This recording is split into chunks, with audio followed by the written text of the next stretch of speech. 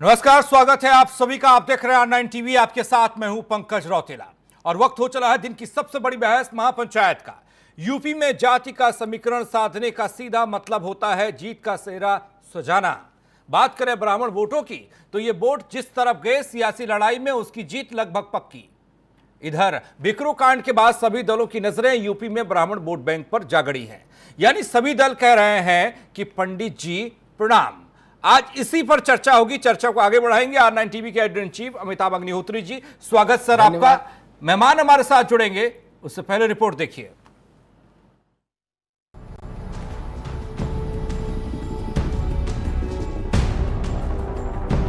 पंडित जी प्रणाम। अब तक आपने आम लोगों से यह अभिवादन सुना होगा या खुद आपने इस तरह से पंडित जी का अभिनंदन किया होगा, लेकिन अब पूरे उत्तर प्रदेश की राजनीति दोनों हाथ जोड़कर कह रही है कि पंडित जी प्रणाम। दरअसल बिकरू कांड और दूसरी जगह पर हुई ब्राह्मणों के साथ वारदातों के बाद सूबे में ब्राह्मण समाज के गुस्से का गुबार देखने को मिल रहा है। सोशल मीडिया पर भी विरोध की तस्वीरें तैरती दिखाई दे रही हैं। वहीं बिकरू कांड की बोतल से निकले ब्राह्मण मुद्दे को कैच करने में कोई भी सियासी दल किसी तरह की कोर कसर छोड़ना नहीं चाहता। यही वजह है कि बसपा वाली बहन जी ने पहली बार मूल संगठन में ब्राह्मणों को बड़ी जिम्मेदारी देने का फैसला लिया है। इस कड़ी में बहन जी ने सभी भाईचारा कमेटियों को भी भंग करके ब्राह्मण नेताओं को मोर्चे पर तैनात कर दिया है। 2007 की सोशल इंजीनियरिंग में बसपा सत्ता का स्वाद चख चुकी है। 2012 में ब्राह्मणों से दूरी ने बसपा को सत्ता से भी दूर कर दिया था, लेकिन 2022 में वो फिर से उसी ट्रैक पर लौटना चाहती है। नारा लगता था कि ब्राह्मण शंख बजाएगा और हाथी बढ़ता जाएगा। बहन जी इस बात को अच्छी तरह से समझ चुकी हैं कि जो कभी ताकत के रूप में उनके साथ हमेशा खड़े रहने वाला उनका मूल वोटर था, वो अब उनके पास से खिसक कर दूसरी पार्टियों की तरफ रुख कर चुका है। और इसी को मद्देनजर रखते हुए बहन जी ने आगामी विधानसभा के लिए अपनी रणनीति में आमूल चूल परिवर्तन किया है। सूबे के करीब 14% ब्राह्मणों को सत्ता का किंग मेकर माना जाता है। यही वजह है कि पंडितों को प्रणाम की दौड़ में साइकिल वाले भी दावेदारी दर्ज कराते दिख रहे हैं। समाजवादी पार्टी सूबे में परशुराम और मंगल पांडे की मूर्तियां लगवाएगी। बता दें कि 2012 में ब्राह्मण वोट जब सपा की साइकिल पर सवार हुआ तो पार्टी ने 225 सीटों के साथ सूबे में सरकार बनाई थी। मायावती जी ने जिस प्रकार से अपने संगठन में विभिन्न जातियों को स्थान देने की बात कही है, उनको यह जान लेना चाहिए कि चाहे मायावती जी हो, चाहे कांग्रेस पार्टी हो, चाहे समाजवादी पार्टी हो, इनकी जातिवादी और परिवारवादी राजनीति अब समाप्त हो चुकी है। इसी बिकरू कांड के बाद कांग्रेस नेताओं के तेवरों ने तस्वीर साफ कर दी कि 2022 में कांग्रेस भी ब्राह्मण के दम पर चुनावी दंगल में उतरेगी। तभी तो जितिन प्रसाद और आचार्य प्रमोद कृष्णम, आराधना मिश्रा, राजेश मिश्रा जैसे नेताओं को आगे करके पंडितों को अपने पाले में लाने का हर प्रयास किया जाने लगा। जितिन प्रसाद तो ब्राह्मण चेतना परिषद के जरिए सड़क से लेकर सोशल मीडिया तक मुखर हो रहे हैं। सबने देखा है कि प्रदेश में तमाम हत्याएं हुई। मैं खुद भी बहुत सी जगह पहुंचा हूं, पीड़ित परिवारों से मिला हूं, और एक ही बात सामने आई है कि न्याय के लिए समाज के लोगों को दर दर भटकना पड़ रहा है और कोई सुनने वाला नहीं। बहरहाल ब्राह्मणों की नाराजगी की खबरों के बीच बीजेपी ने शिव प्रताप शुक्ला को राज्यसभा में जिम्मेदारी देकर जहां ब्राह्मणों को संदेश देने की कोशिश की है, वहीं ब्रजेश पाठक, महेंद्र नाथ पांडे और दिनेश शर्मा सरीखे नेताओं को आगे करके ये ऑल इज वेल का संदेश भी दिलवाया है। कुल मिलाकर जजमान सरीखे हो गए हैं सभी सियासी दल, और जनेऊ वालों के लिए जज्बात जमकर जोर मार रहे हैं। हालांकि एक सवाल है जो टकटकी लगाए देख रहा है कि आखिर पंडित जी किसका बेड़ा पार लगाएंगे, क्योंकि फिलहाल तो सभी दल कह रहे हैं कि पंडित जी प्रणाम। Bureau report R9 TV, Uttar Pradesh, Uttarakhand.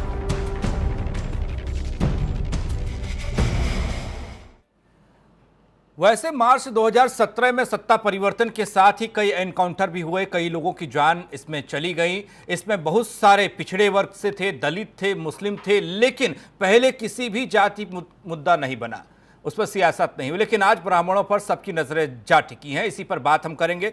कुछ मेहमान हमारे साथ जुड़ चुके हैं, कुछ थोड़ी देर में जुड़ेंगे। मनीष शुक्ला जी, प्रवक्ता बीजेपी, हमारे साथ जुड़े हैं। अभिषेक मिश्रा जी, प्रवक्ता समाजवादी पार्टी, हमारे साथ जुड़ेंगे। विजेंद्र सिंह, प्रवक्ता कांग्रेस, हमारे साथ हैं। अनुभव चक, राजनीतिक विश्लेषक, हमारे साथ है। राजेंद्र नाथ त्रिपाठी जी, अध्यक्ष ब्राह्मण महासभा से हमारे साथ। अमिताभ अग्निहोत्री जी हमारे साथ है। चर्चा को आगे बढ़ाएंगे। अमिताभ सर, ये तो उत्तर प्रदेश की सियासत में देखा गया कि ब्राह्मण वोट बैंक है तो 14%, लेकिन किंग मेकर की भूमिका में है, और मौजूदा वक्त में ब्राह्मणों को, पंडित जी को प्रणाम बोला जा रहा है। इसको समझने की कोशिश आपके जरिए। देखिए, पंडित जी प्रणाम बोला जाए, ये इसमें कोई बुराई नहीं जी। सभी जातियों का सम्मान होना चाहिए, सभी जातियों का संतुलन होना चाहिए, सभी जातियों का शासन, सत्ता और राजनीति में प्रतिनिधित्व होना चाहिए पर्याप्त। बिल्कुल, यहां तक तो कोई दिक्कत नहीं, मैं इसके विरुद्ध नहीं हूं। बिना प्रतिनिधित्व के सभी वर्ग और जातियों के आप एक सामाजिक संतुलन वाली राजनीति कर ही नहीं सकते। लेकिन आपत्ति यहां पर इसलिए है कि पंडित जी प्रणाम का नारा जो है वो बिकरू से क्यों उपजा। बिल्कुल, बिकरू से पहले उपजता तब ठीक था। क्या उसके लिए बिकरू को आधार बनाना जरूरी है? ये थोड़ा गड़बड़ है। तब तक आप शायद इस डिलेमा में थे, इस विभ्रम में थे विपक्षी दल कि ब्राह्मणों पर डोरे डालें कि ना डालें, डालें कि ना डालें, कुछ हासिल होगा कि मेहनत बेकार जाएगी। बिकरू हुआ तो आपको लगा ना यही है राइट टाइम बेबी, अब चलो इसी समय डोरा नहीं पूरा जाल डाल दो। जितिन प्रसाद जी ब्राह्मण चेतना के लिए यत्र तत्र सर्वत्र सभाएं करने लगे इस कोरोना काल में। ऑनलाइन है लेकिन कर रहे हैं मेहनत, और ताल ठोक के कह रहे हैं कि भाई समाज का दुख मैं नहीं सुनूंगा तो कौन सुनेगा।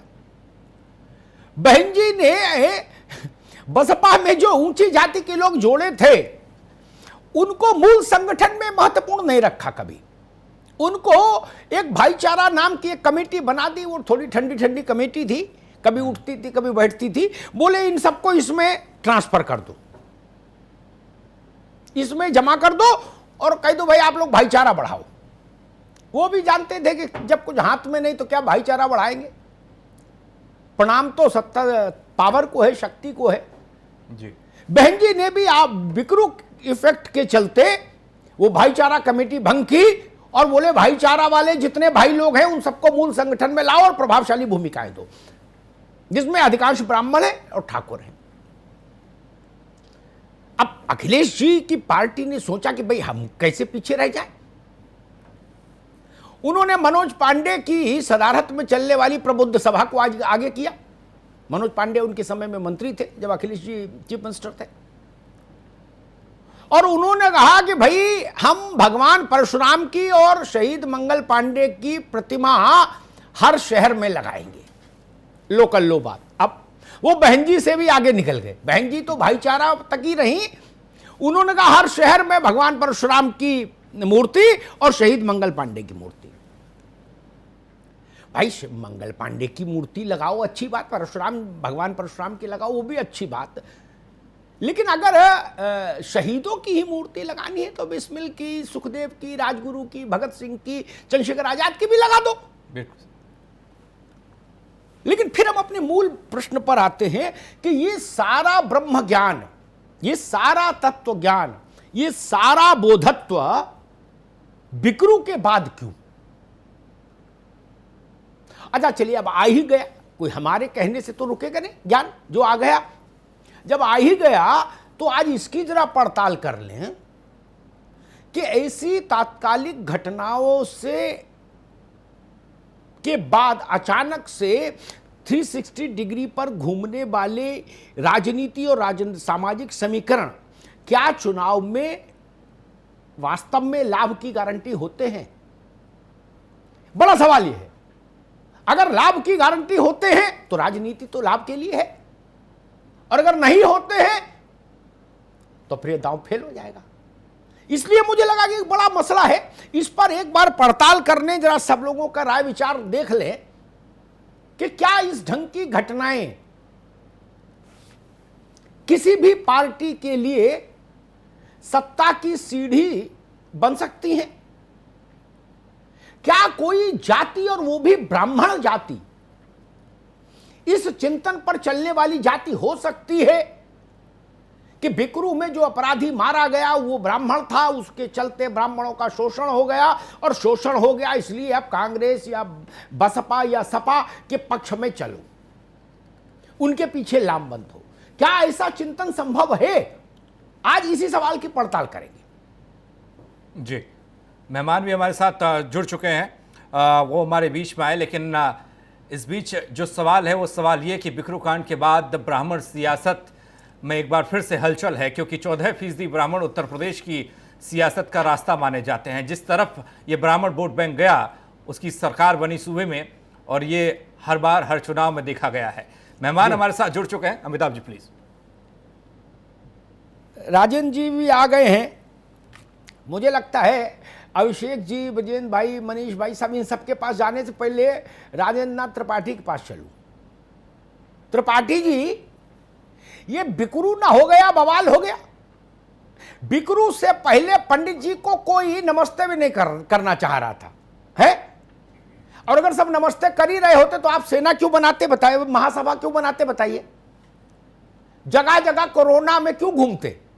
घर में नहीं बैठते आराम से?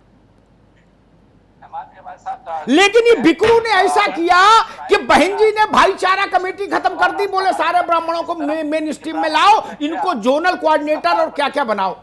अखिलेश जी ने कहा मूर्ति लगाएंगे भगवान परशुराम की, अब बताइए, और साथ में मंगल पांडे की भी। तो अरे बात तो सुनो भाई, सवाल तो सुनो। मेरा प्रश्न यह है त्रिपाठी जी, क्या इस ढंग की घटनाओं से चुनावी लाभ संभव है?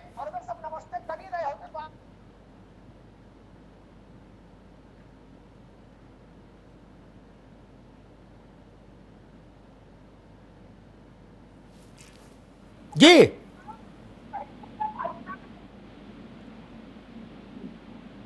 राजन जी आवाज आ रही है?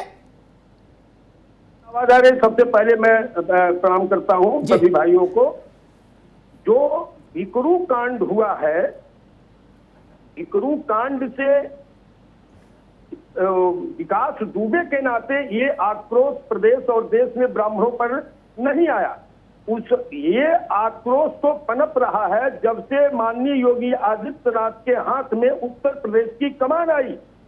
तभी से सीट पर बैठते ही 15 दिन के भीतर इन्होंने जो अपने पूर्वाग्रही मानसिकता का और कार्य का परिचय दिया, वहीं से धीरे धीरे ये आग जल रही थी कि भगवान परशुराम के जयंती के सार्वजनिक अवकाश को इन्होंने रद्द करके पूरे प्रदेश और देश के ब्राह्मणों का मर्यादा को नष्ट करने का काम किया।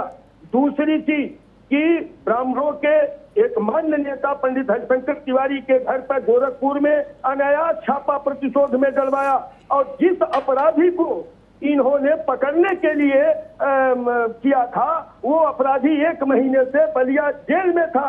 वहीं से प्रमाणित हो गया कि ये ब्राह्मणों के खिलाफ आप प्रतिशोध की कार्यवाही कर रहे हैं। 678 ब्राह्मणों की हत्या हुई, एक भी हत्या में जो 5-5, 6-6 लोग मारे गए, किसी में ये हैसियत सूबे के मुखिया ऊप तक नहीं किया, दुख तक व्यक्त नहीं किया, न तो किसी के घर पर जाने का काम किया। यहाँ जो इन्होंने जो इनकी पुलिस ने कार्यवाही किया है बहुत ही निंदनीय। उसमें संविधान की लोकतंत्र की हत्या हुई, संविधान की हत्या हुई। पुलिस को इन्होंने इतना अधिकार दे दिया कि उत्तर प्रदेश की पुलिस ही कार्यपालिका, न्यायपालिका, विधायिका सारा अधिकार दे दिया।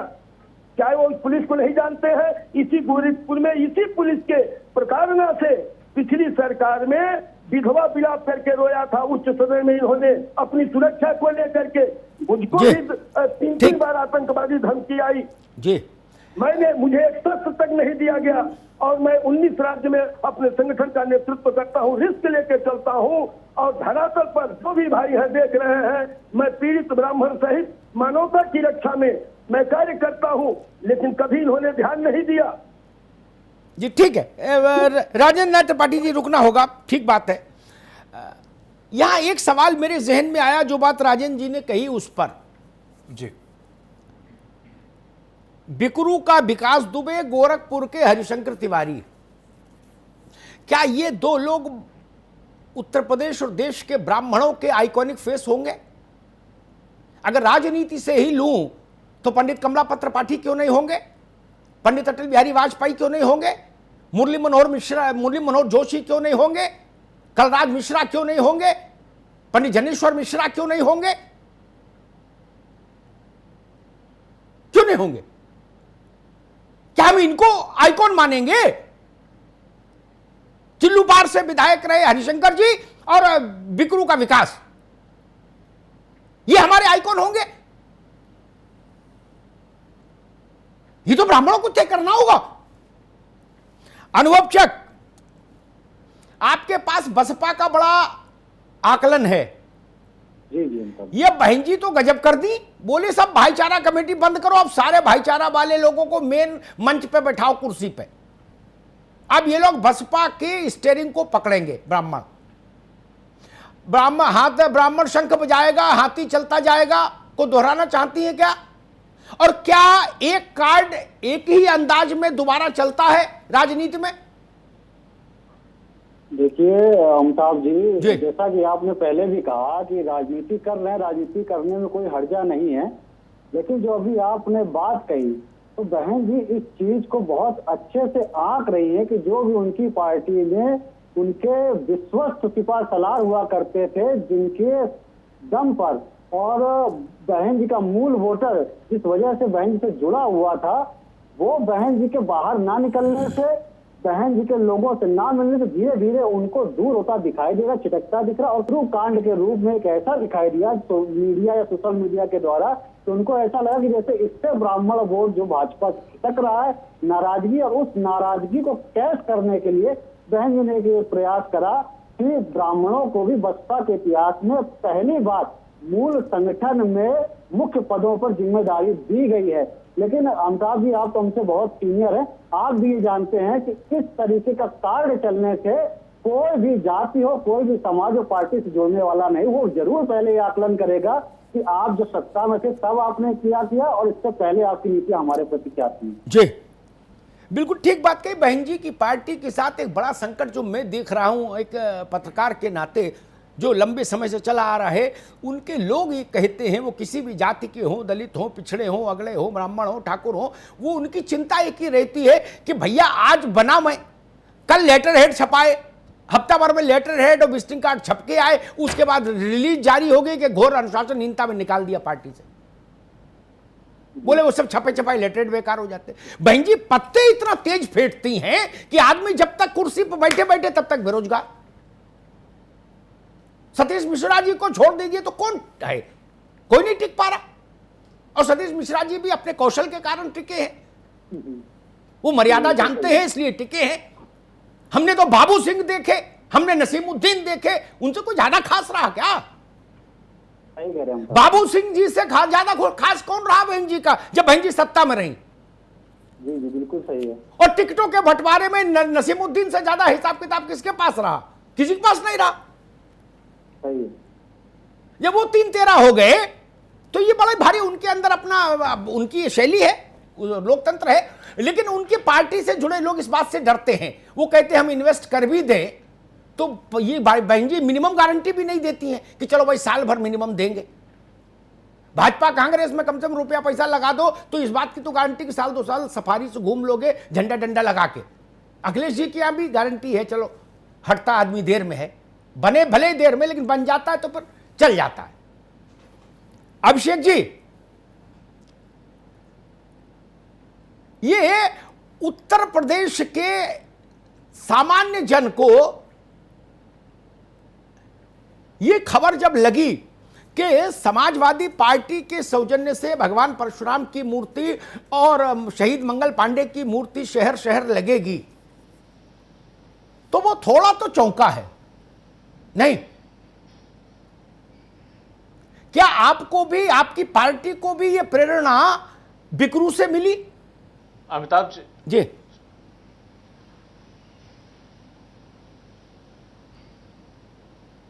अमिताभ जी, अभी आप आइकॉन्स की बात कर रहे थे, तो समाजवादी पार्टी इन सब नामों को जोड़ करके जितने आपने लिए, उसके अलावा बहुत सारे जो नहीं लिए गए, और उसमें सब में आपने देखा जनेश्वर मिश्र जी की प्रतिमा किस तरीके से हमने एशिया का सबसे बड़ा पार्क परम आदरणीय माननीय जयशंकर इनके जनेश्वर जी मिश्रा जी के नाम पे हमने बनाया। तो जिनको हम लोग छोटे लोहिया आज भी कहते हैं, और जिनसे प्रेरणा लेने की कोशिश, जिनसे सीखने की कोशिश, जिनके बनाए हुए रास्ते पे चलने की कोशिश हम आज भी करते हैं।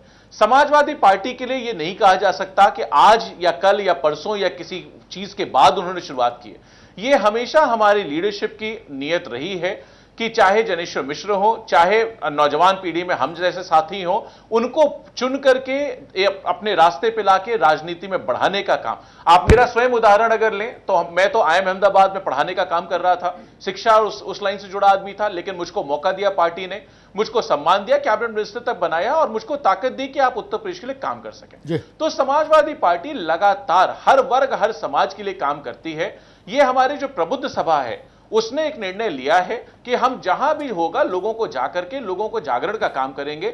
आपने देखा किस तरह उत्तर प्रदेश में भगवान श्री राम जी के लिए मंदिर बनाने के लिए एक रास्ता चला, एक लहर चली, और तो मुझे लगता है अब की उसी तरीके से उत्तर प्रदेश में परशुराम लहर की बारी आ गई है, क्योंकि मंदिर तो हमारा बने जा रहा है, तो उसमें सबकी आस्था पूरी हो जा रही है। अब की उत्तर प्रदेश परशुराम लहर के लिए तैयार हो रहा है।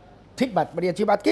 एक बात कह के मैं विजेंद्र भाई के पास चलूंगा और फिर अंत में मनीष शुक्ला के पास आऊंगा। सत्तारूढ़ पार्टी को सबके जवाब देने चाहिए प्रश्नों के, इसलिए उनके पास सबसे बाद में एक बात मैं कहूंगा, ये मेरा अपना ऑब्जर्वेशन है।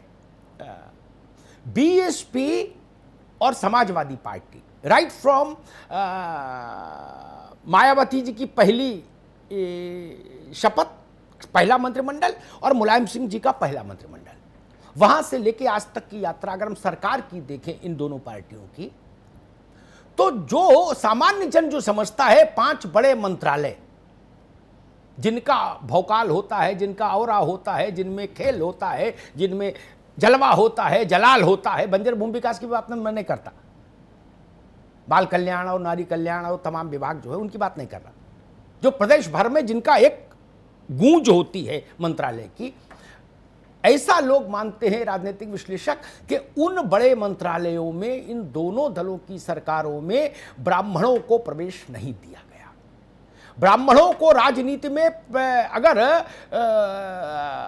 सामान्य रूप से ज्यादा प्रोत्साहन मिला उत्तर प्रदेश में, तो वो credit goes to Congress. Kamlapati Tripathi, Pandit Narayan Dutt Tiwari 4 बार चीफ मिनिस्टर उत्तर प्रदेश के, बहुत सारे लोग हैं और बड़े पदों पर। जितेंद्र प्रसाद, जतिन के पिताजी देश चलाए, 5 साल नरसिंह राव के समय में देश चलाया, मैं तो खुद प्रत्यक्ष गवाह हूं। जित्तू बाबू जवाहर भवन में बैठते थे, पूरा देश उनके पास चल के आता था। ये है आपके पास एक जनेश्वर जी थे, बसपा के पास एक सतीश मिश्रा है, लेकिन वो पीडब्ल्यूडी और गृह और जो वित्त और जो इस टाइप का जो जिनका थोड़ा जलवा होता है, उत्तर प्रदेश के लोग जिनको थोड़ा भारी भरकम मंत्री मानते हैं, जो नसीमुद्दीन जी रहे, शिवपाल जी रहे आप लोगों की सरकारों में, वैसा नहीं मिला। एक रही बात, खैर विजय सिंह, जितेंद्र प्रसाद जी के बेटे को भी अचानक ये बोधत्व प्राप्त हुआ, उन्होंने कहा अब ब्राह्मणों के लिए काम करेंगे भाई, अब ब्रह्म समाज में चेतना लाएंगे। ये बिकरू कितनों को चेतना देगा भाई? कपिल वस्तु हो गया क्या बिकरू, कि जो वहां गया जिसने वो घटना सुनी वो उसी को ज्ञान हो गया जिससे भगवान बुद्ध को हुआ था।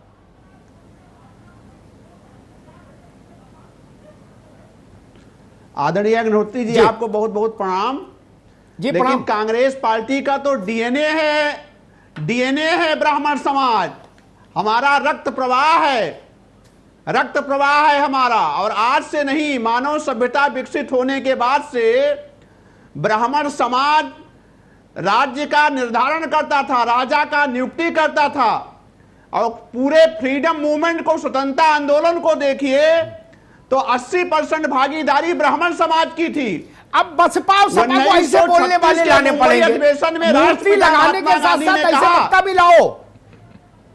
बहन जी को भी समझना पड़ेगा, तब जाके बात बनेगी। देखा ना 1936 में कर दी राष्ट्र 1936 जी 1936 में राष्ट्रपिता महात्मा गांधी ने कहा, neither Raja neither Patel after independent lead the nation, Pandit Jawaharlal Nehru. और हमने 49 साल के इतिहास में उत्तर प्रदेश में 10 में से 6 मुख्यमंत्री, श्रद्धेय गोविंद बल्लभ पंत, सुचेता कृपलानी, पंडित कमलापत त्रिपाठी, हेमवती नंदन बहुगुणा, श्रीपद मिश्रा और पंडित नारायण दत्त तिवारी, मुख्य सचिव से लेकर के डीजीपी से लेकर के भर्ती बोर्ड के चेयरमैन से लेकर के, तो हमारा तो रक्त प्रवाह है। ये बिकरू जैसे 50 कांड हो चुके हैं। 4 ब्राह्मणों को रायबरेली में जिंदा जला दिया गया, कोई प्रतिक्रिया तक नहीं हुई। तो कांग्रेस पार्टी के लिए ब्राह्मण वोट बैंक नहीं है, ठीक, वो हमारे लिए हमारा गौरव है। ठीक है, हमारा गौरव केवल हमारे पास है। मैं मनीष के पास मनीष शुक्ला के पास कांग्रेस पार्टी में आंकड़े आपके साथ है, इसलिए मैं आपसे जिरह में नहीं उलझूंगा। ये तो सच है कि आंकड़े आपके साथ है।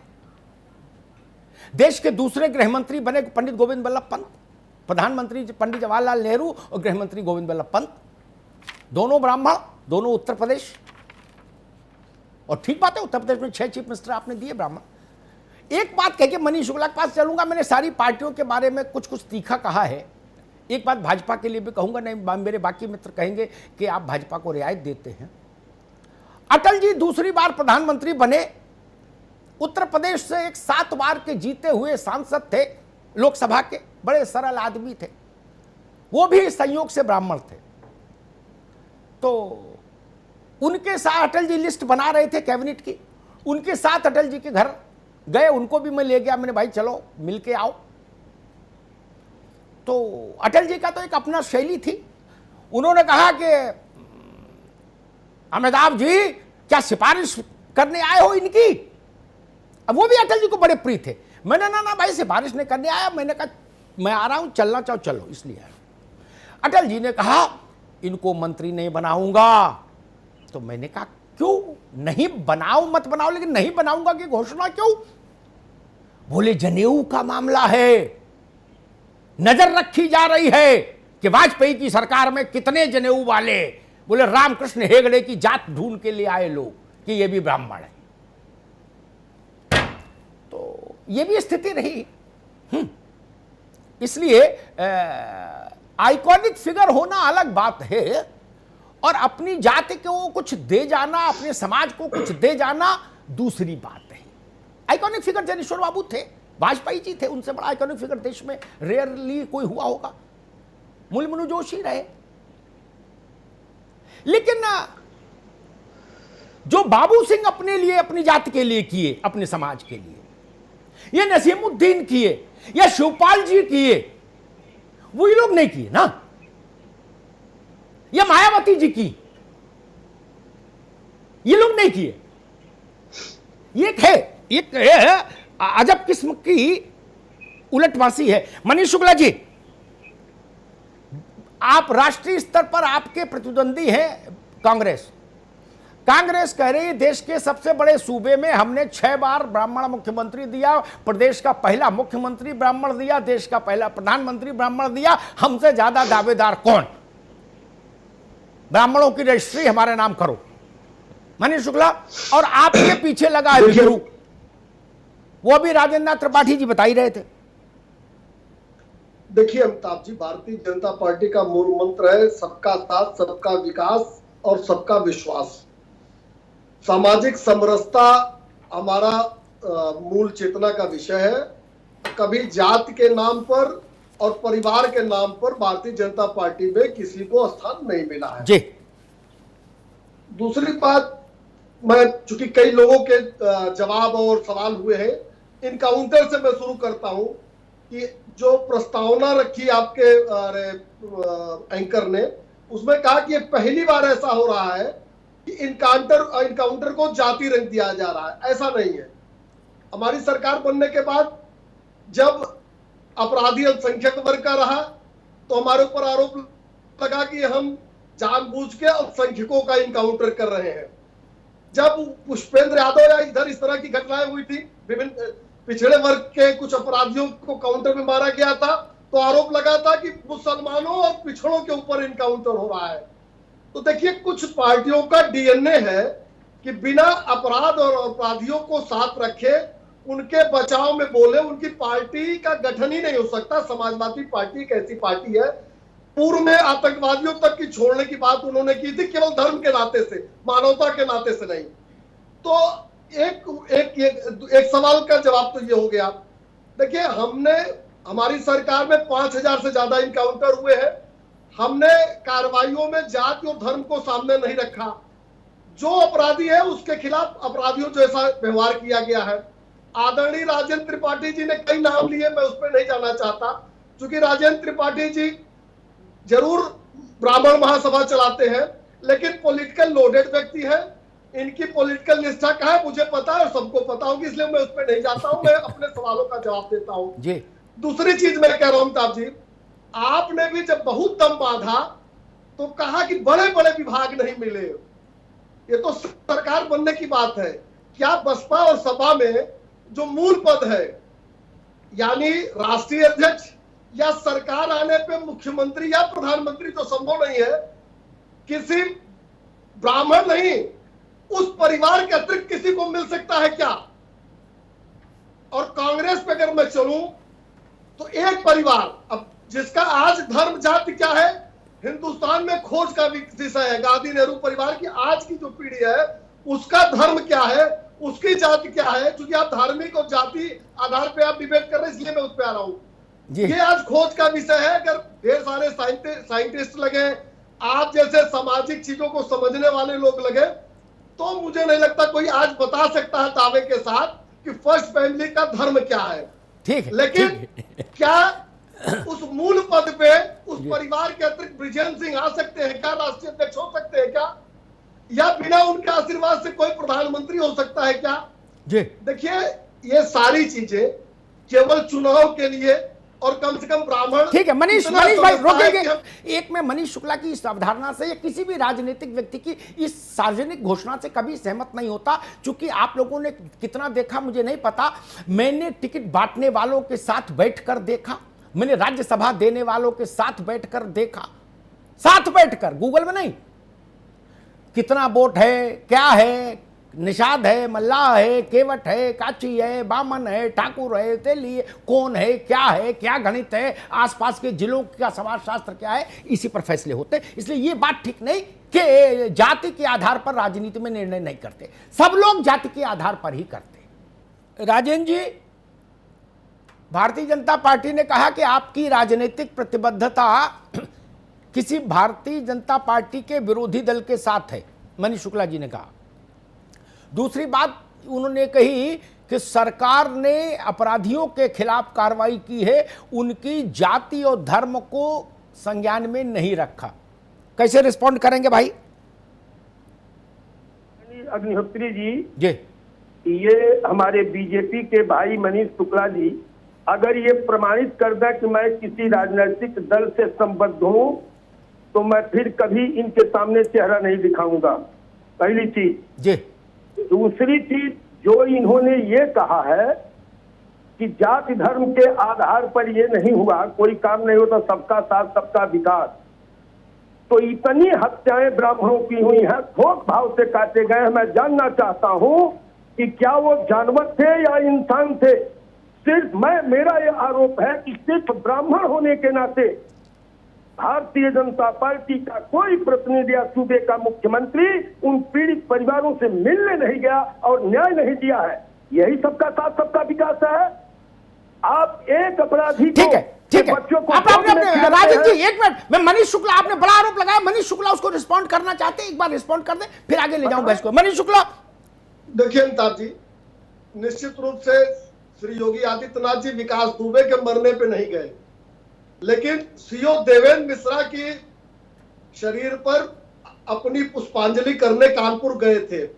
अब राजेंद्र त्रिपाठी जी देवेंद्र मिश्रा को ब्राह्मण न मानते हो तो न माने, अगर इनके लिए विकास दुबे है। जैसे मोहन चंद शर्मा मारे जाते हैं अगर बाटला हाउस कांड में, तो वहां भारतीय जनता पार्टी के लोग उनके घर गए थे और कुछ लोग आजमगढ़ संजयपुर गए थे अपनी श्रद्धांजलि व्यक्त करने। तो हम अब वहां ब्राह्मण क्या कहें? You made your point. ठीक है मनीष भाई, ठीक है, ठीक है। अभिषेक जी, क्या जातियां जितनी तेजी से हम पॉलिटिकल पार्टी स्टेयरिंग घुमा देती हैं 360 डिग्री पर, क्या जातियां उतनी तेजी से माइंड मेकअप करती हैं भी हैं, या यह खाम ख्याली है पॉलिटिकल पार्टीज की? क्योंकि कई बार हमने ऐसे असफल दांव देखे अलग अलग पार्टियों के।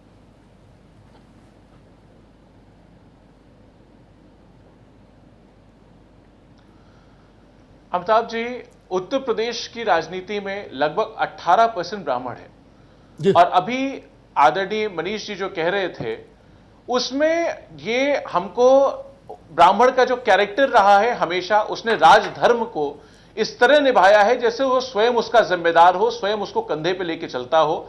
सच्चाई का, सत्व की बात हो, ईमानदारी की बात हो, सही और गलत के अंतर की बात हो, सर्वे भवन्तु सुखिनः की बात हो, हमेशा ब्राह्मण ने जिसका राज तिलक कर दिया, जिसका अभिषेक कर दिया, वो राजा बन गया। तो ये चीज इस पे ना ले जाएं कि कौन क्या कहां कैसे हो सकता है, कहीं भी कुछ भी कहीं भी हो सकता है। बाकी मैं इतनी बात कहना चाहूंगा, जो अभी ये कहा इन्होंने कि इनको अब भगवान परशुराम याद आ रहे हैं, तो ऐसा बिल्कुल भी नहीं है। हम लोगों ने स्वयं, मैं कह सकता हूं अपनी बात भी अगर करूं तो मैंने स्वयं भगवान परशुराम जी के नाम पे जो चेतना पीठ बना रखी है अपने एक साथी के साथ, आदरणीय संतोष पांडे जी के साथ, हम लोगों ने दुनिया की सबसे बड़ी भगवान परशुराम की मूर्ति बनाने की, ब्रॉन्ज की, 1000 साल चलेगी, 108 फीट की घोषणा पिछले साल 25 दिसंबर 2019 को कर दी थी। डेटा पढ़ाओ आप, मेरे FB लाइव पे जाके देखेंगे तो आपको दिख जाएगा। जिस दिन इन्होंने माननीय अटल बिहारी वाजपेयी की 25 फीट की मूर्ति लगाई थी, उस दिन मैंने घोषणा की थी कि 108 फीट की मूर्ति हम लगाएंगे। तो ये हमारी आस्था का सवाल है। मेरा निवेदन है अभिषेक बाबू, ठीक है, कि भारतीय जनता पार्टी वालों से कि इसको धर्म और राजनीति से जोड़ के न देखिए। जैसे कोई डॉक्टर होता है, कोई इंजीनियर होता है, मैं पॉलिटिक्स करता हूं, लेकिन मेरे धर्म और संस्कार की बात है, इसको राजनीति से न जोड़े। अभी रुकना होगा, अनुभव चक के पास चलूंगा। अनुभव, जब मैंने अभिषेक जी से ये पूछा कि जितनी तेजी से पॉलिटिकल बॉसेज अपनी गाड़ी मोड़ देते हैं किसी भी सड़क चौराहे पर, 360 डिग्री पर घुमा देते हैं जाति के समीकरण में, क्या जातियां भी उतनी तेजी से घूमती हैं? यह सवाल मैंने इसलिए पूछा, इसी पर आपकी टिप्पणी चाहूंगा। मैंने अपने जीवन काल में दो ही प्रयोग बड़े देखे, एक कांशीराम जी और मुलायम सिंह जी का मिलन, लेकिन उसको मैं 60% चमत्कारिक मानता हूं। वो भी चमत्कारिक था लेकिन 60% था, क्योंकि तब तक लट्ठम लट्ठा नहीं थी। लेकिन मायावती जी और अखिलेश यादव का अलायंस 100% चमत्कारिक था। उत्तर प्रदेश नहीं, देश नहीं, दुनिया भर के सेफोलॉजिस्ट भी इस इंप्रेशन में थे कि 2 और 2 4 और 4 और 4 8, डन हो गया। जनता ने बताया कि ऐसा कुछ नहीं हुआ। मिरेकिल गठबंधन होना भी था और मिरेकिल उसका फेल होना भी था। इसका अर्थ है कि शायद जातियां नहीं घूमी उतनी तेजी से। अनुभव चक।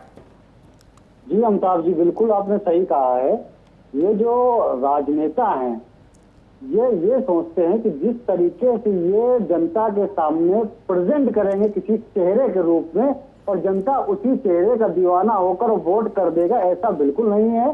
जनता और जातियां और हर समाज, चाहे वो दलित हो, ब्राह्मण हो, कोई भी हो, सभी समझदार हो गए। वो ये आकलन जरूर करते हैं कि आपने सत्ता में रहते हुए हमारे लिए क्या करा, या आपकी जो पार्टी की नीतियां हैं वो हमारे समाज के प्रति उनका क्या नजरिया है, ये आकलन करने के बाद ही देती है। और जहां तक अखिलेश यादव बहन जी के गठबंधन की आपने बात करी थी, ग्राउंड लेवल पर उसका असर बिल्कुल था ही नहीं, क्योंकि देहातों में सबसे ज्यादा अत्याचार, सबसे ज्यादा इन्हीं जातियों के बीच में, इन्हीं झगड़ा इन्हीं जातियों के बीच में जब सपा की सरकार आती थी तो बसपा के जो लोग थे उनके ऊपर मुकदमे लिखे जाते थे। बसपा की सरकार आती तो जो सपा को डिवोटी लोग थे उनके ऊपर मुकदमे लिखे जाते थे। कैसे ये सोचा जाए, इन लोगों ने सोच लिया कि आपने ऐलान कर दिया ग्राउंड लेवल पे कोई काम नहीं करा और ये दोनों समाज आपस में मिलकर एक होकर वोट कर देंगे, 2 और 2 4 हो जाएंगे। ऐसा नहीं होना था, वही हुआ। जी ठीक बात है। और ये चमत्कार अभिषेक मालूम कब हुआ? आप तो बहुत पढ़े लिखे व्यक्ति हो, चीजों को अच्छे ढंग से एनालाइज करते हो, आपकी पृष्ठभूमि वैसी है। तब हुआ जब भारतीय जनता पार्टी ने किसी चेहरे को सामने नहीं किया। तब हुआ जब 14 में मिरेकल करके मोदी जी आए, उसके बाद 17, और तब हुआ जब 14 में उत्तर प्रदेश स्वीप करके बीजेपी दिल्ली आई थी। और स्टैटिस्टिक्स बता रहा था उस वक्त हम लोगों को कि 70 सीटें ऐसी हैं जहां बीजेपी का 14 का वोट बीएसपी एसपी के ज्वाइंट वोट से कम है। तो नतीजा तो आना चाहिए था, और हाथ भर का फासला था। इसलिए शायद ये मान लीजिए, आप जैसे पढ़े लिखे लोगों को मानना चाहिए मेरी इस धारणा को कि जितनी तेजी से अपने अपने ड्राइंग रूम में बैठकर लीडर्स अपनी कार मोड़ देते हैं, जातियां नहीं मुड़ती मित्र, नहीं मुड़ती। विजयन जी, यही बात आपसे पूछूंगा, क्या जातियां नेताओं की तरह उतनी फुर्ती से कभी मुड़ी हैं? हाल फिलहाल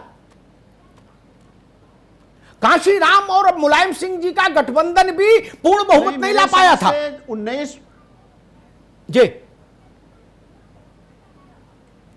नहीं, मेरे समझ से 1990 के बाद जो राजनीतिक परिवर्तन हुआ है, कांग्रेस का तो उत्थान और पराभव दोनों ब्राह्मण के वजह से है। हमको छोड़ के ही लोग इसीलिए गए कि हमारे ऊपर आरोप था कि सब लोग ब्राह्मण ही कर रहे हैं कांग्रेस पार्टी में, जिला अध्यक्ष से लेकर राष्ट्रीय अध्यक्ष तक। तो अगर हमारा ये समाज, ब्राह्मण समाज, जो मानव विकसित काल से ही राज्य का निर्धारण करना रहा है, अगर राजा बनना होगा तो कांग्रेस उसका स्वाभाविक विकल्प है। अगर उसे राज तिलक करना होगा तो 4 विकल्प है उसके पास। ये उसे तय करना है कि वो राजा बनेगा कि राज तिलक करेगा। लेकिन जितना जल्दी हम लोग कैलकुलेशन कर रहे हैं, इतना जल्दी कुछ होता नहीं है। राजनीति में 2-2-4 जैसा कोई फार्मूला नहीं होता है। 2-2 22 हो जाता है, ठीक बात, 2-2 0 हो जाता है। उसका उदाहरण आपने अभी खुद कहा कि बहुत कंफर्टेबल गठबंधन ध्वस्त हो गया। ये उदाहरण ये भारत की राजनीति में 1000 साल तक दिया जाएगा। एसपी बीएसपी अलायंस 1000 साल तक उदाहरण दिया जाएगा। और राजनीति शास्त्र में पढ़ने वाले बच्चे इस पर शोध करेंगे। लिख लीजिए मेरी बात, छोटी घटना नहीं थी। जैसे सैटेलाइट फेल होकर जमीन पे गिरता है ना, वैसा हुआ। आपने, मैं बीजेपी वालों का ऑफ द रिकॉर्ड या बताना नहीं, जब बता दूं, वो लोग भी समझ रहे थे कि गठबंधन रिजल्ट देगा। अब यहां नहीं मानेंगे, जीतने के बाद आदमी कहता नहीं हम तो जान ही रहे थे, हम सब जीत रहे हैं, लेकिन ऐसा नहीं था। मैं तो सच्ची बात करता हूं।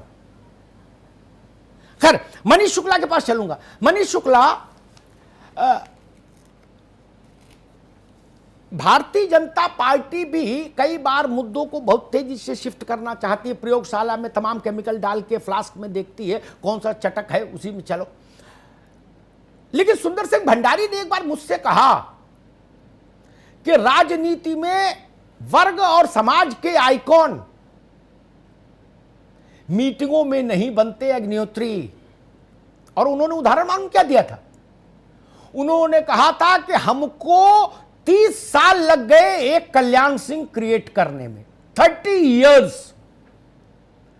इयर्स की प्रक्रिया के बाद एक कल्याण सिंह जन्मे, जिन्होंने भाजपा को उत्तर प्रदेश में पहला मोक्ष दिया। आजकल आप लोग चाहते हो कि 3 दिन में रिजल्ट आ जाए। हम ऐसे गणित बैठा देंगे, इसको राज्यसभा भेज देंगे, उसको सचेतक बना देंगे, इसको लोकसभा में ऊपर उठा देंगे, इसको महामंत्री बना देंगे, इसको संतरी बना देंगे, और सब जातियां एकदम जय जय करेंगी। मुझे भंडारी जी याद आते हैं कि एक कल्याण सिंह क्रिएट करने में 30 साल लगते हैं, एक मुलायम सिंह बनने में 30 साल 40 साल लग जाते हैं। हमने तो मुलायम सिंह जी का संघर्ष देखा है।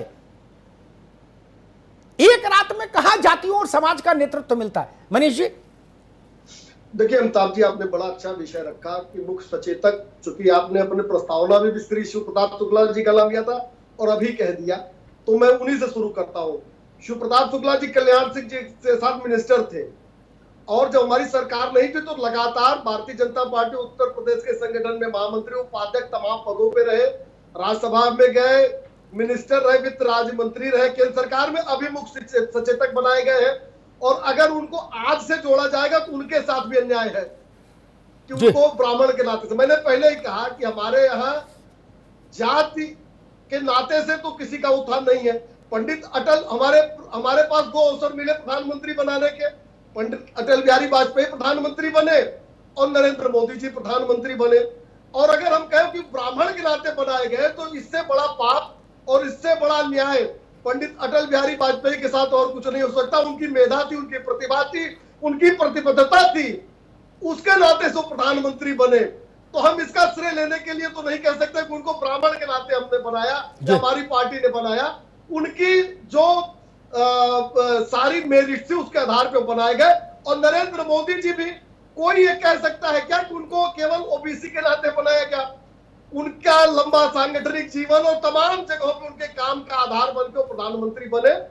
दूसरी बात मैं कहना चाहता हूं, एक बात, अभी बिकरू कांड की लगातार चर्चा हो रही थी। आदरणीय त्रिपाठी जी व्यथित थे और उन्होंने बहुत कड़ी टिप्पणी की थी। मैंने जवाब दिया था, स्वर्गीय सोनेलाल चतुर्वेदी, सिद्धेश्वर पांडे, संतोष शुक्ला, अजय मिश्रा, कृष्ण बिहारी मिश्रा, कौशल तिवारी, साधु दुबे और दिनेश दुबे, ये 8-10 नाम मुझे याद थे जो विकास दुबे ने जिनकी हत्या की थी। कभी तिवारी जी इनके घर भी हो लीजिएगा, मेरा निवेदन है, ब्राह्मण समाज के नाते से जरूर हो लीजिएगा। अगर केवल ब्राह्मण के नाते आप विचार करते हैं जी, तो निश्चित 5-7 लोग क्या, देवेंद्र मिश्रा जी क्या जरूर चले जाइए। उनकी 2 बेटियां हैं, मेडिकल की तैयारी कर रही थी, पुलिस में जाने के लिए तैयार है, वो भी ब्राह्मण वंश की बेटियां हैं। और ब्राह्मण सभा होने के नाते आप जरूर चले जाइएगा अगर केवल ब्राह्मण के नाते विचार करते हैं। ठीक है मनीष शुक्ला जी, थोड़ा वक्त इजाजत नहीं दे पा रहा। अमिताभ जी के पास हम सीधे चल रहे हैं संपादक की टिप्पणी के लिए, प्लीज। फिक्रू फिक्रू मत जाइए। मैं तो त्रिपाठी जी से कहूंगा और बाकी अपने मित्रों से भी कहूंगा, ये कहां इकरू फिक्रू गलत जगहों में फंस रहे हो। अगर ब्राह्मणों को आइकॉन ढूंढना है, क्रांति के रास्ते से आइकॉन ढूंढना चाहते हैं ब्राह्मण सभाएं, मैं परशुराम जी की बात नहीं करूंगा, अवतारी लोग हैं, हम बात कर रहे हैं जागतिक लोगों की। अवतार तो सभी पूज्य, तो चंद्रशेखर आजाद से बड़ा कौन? प्रतिभा, मेधा, त्याग, तपस्या, संत का जीवन, शिक्षा के लिए समर्पित जो ब्राह्मणों का मूल गुण था, पंडित मदन मोहन मालवीय से बड़ा कौन उत्तर प्रदेश की जमीन पर, जिनको हमने भारत रत्न कहा। भारत रत्न छोटी चीज है, आइकॉन वहां से चुनिए भाई। कहां गली मोहल्लों में भटक रहे हो, ये नहीं चलेगा। एक बात मैं कहूंगा सारे राजनीतिक मित्रों से, अभिषेक हैं, मनीष जी हैं, बजेन जी हैं। अभिषेक और मनीष जी को तो अभी बहुत लंबी पारी खेलनी है, अभी तो युवा हैं।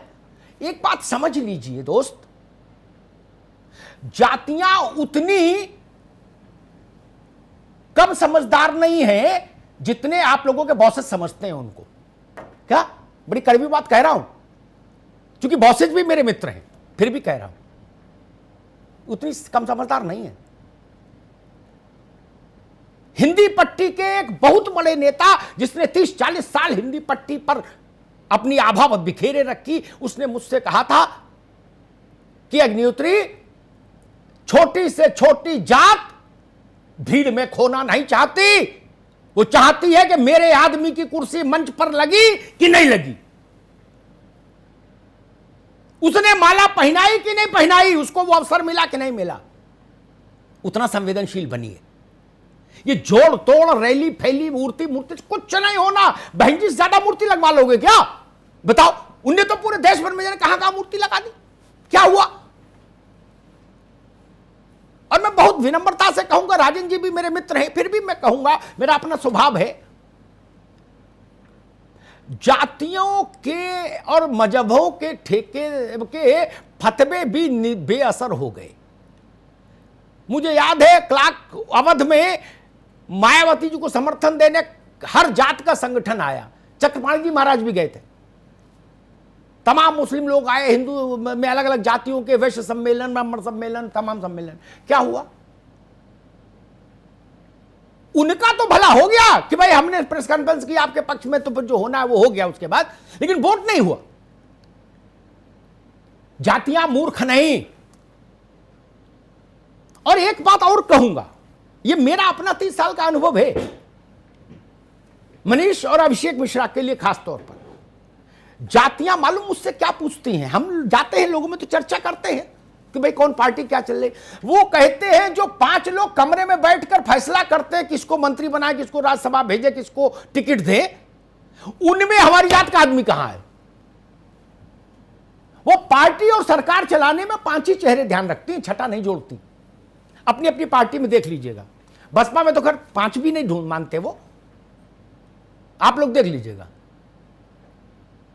जातियों की विश लिस्ट लंबी है।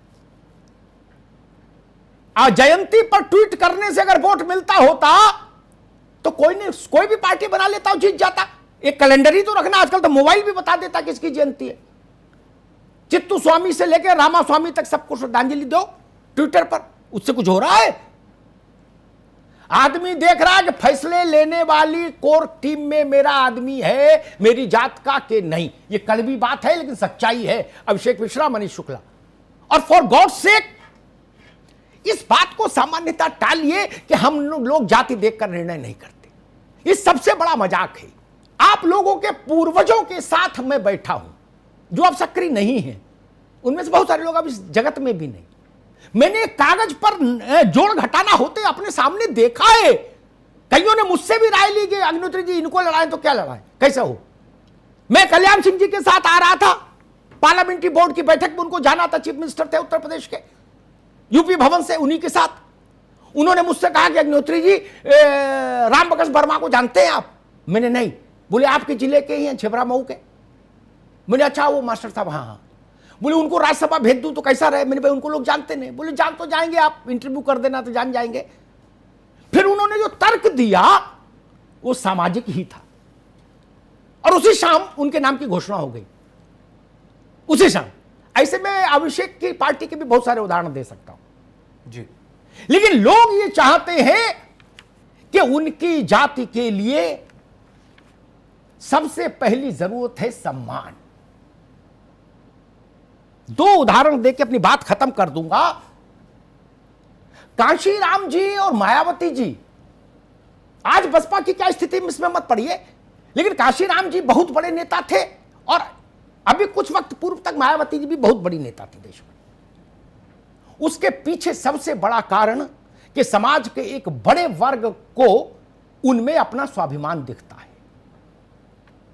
मुलायम सिंह जी पहले राजनेता थे उत्तर प्रदेश में, ये जनरल नॉलेज आप लोग हमेशा याद रखिए, इसलिए रेफरेंस के लिए बस बता दे रहा हूं। हालांकि उनसे पहले यादव चीफ मिनिस्टर उत्तर प्रदेश में हो चुका था, जिसकी सरकार में वो और कल्याण सिंह पहली बार मंत्री बने थे, राम नरेश जी, लेकिन वो यादवों के नेता नहीं हुए कभी। यादवों ने पहली बार ये जाना कि मेरे थाने जाने पर दरोगा इज्जत से पेश आता है, तो उन्होंने कहा कि all credit goes to Mulayam Singh Yadav. Mayawati ji के चलते उत्तर प्रदेश में एक समाज के बड़े वर्ग ने यह जाना, और वही बात मैं कल्याण सिंह जी के लिए भी कहूंगा। वो भी यूं ही बड़े नेता नहीं हुए, एक बड़े वर्ग ने जाना कि ही इज द मैन, इसकी पगड़ी सलामत रहे तो हमारा स्वाभिमान सलामत रहेगा। लेकिन इस प्रक्रिया में समय लगता है। ये मैगी नहीं है कि 4 बड़े नेता बैठे, कंप्यूटर निकाला, लैपटॉप निकाला और गूगल ऐप से कुछ क्रिएशन कर दिया, नहीं। उससे होता होता तो जो मैंने उदाहरण दिया मायावती जी और सपा का अलायंस, उससे बड़ा मिरेकल कोई हो सकता था क्या? और वो किस तरीके से जमीन पर आ गया, बहुत देर तक तो हम ही लोग नहीं समझ पाए। इसलिए जयंतियां मनाइए सद्भाव से, अच्छी बात है, सबकी मनाइए, जितने महापुरुष हैं। लेकिन अगर जातियों का खेल ही करना चाहते हैं तो जातियां बहुत हार्ड बार्गेनर हैं। इल्यूजन्स बेचकर, सपने बेचकर वो आपको नेता नहीं मानेंगे। धन्यवाद।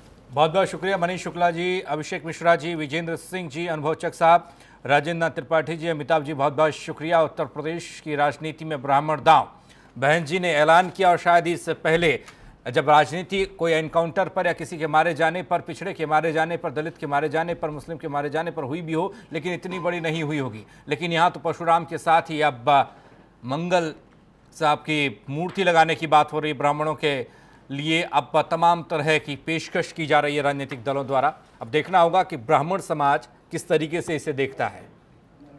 इस खास कार्यक्रम में फिलहाल इतना ही। बाकी खबरों के लिए बने रहिए 9 टीवी के साथ, सिर्फ खबर के लिए।